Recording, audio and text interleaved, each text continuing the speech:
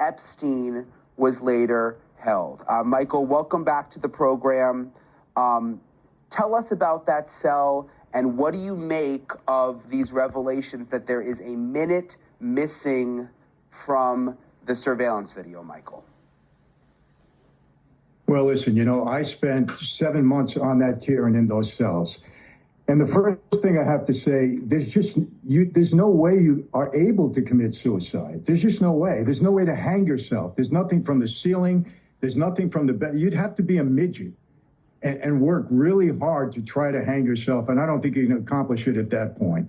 As far as the cameras being off, I haven't experienced that. I did 8 years in prison, and I haven't experienced cameras being broken in the perfect storm of correctional officers not walking those cells. They walk in and they look in on you all the time.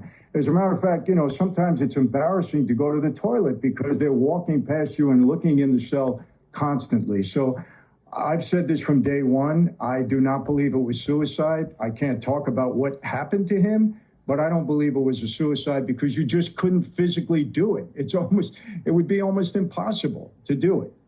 So that's number one. It must be interesting, Michael, when you look at the video, though, it must be interesting because you know the area. I mean, we all look at this and it just looks like a prison, but this must look very familiar to you.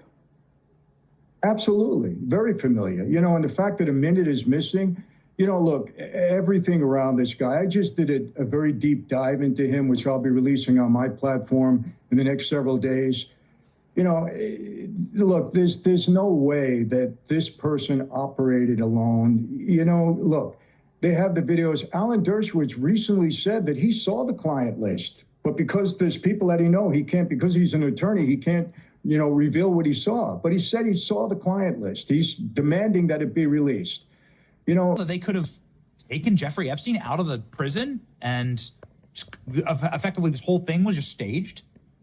Well, I mean, of course it's not plausible, but there is evidence that it may have happened. So you had to do a much more thorough investigation to discount it. Barr recused himself originally when he was seeking to be Attorney General. Then he made the decision on the case and made the definitive statement that it wasn't a suicide. And then we find out that Barr's father hired him as an unqualified young man. That could be perfectly innocent. It might not be perfectly innocent. Was it ever really investigated? Doesn't seem like that.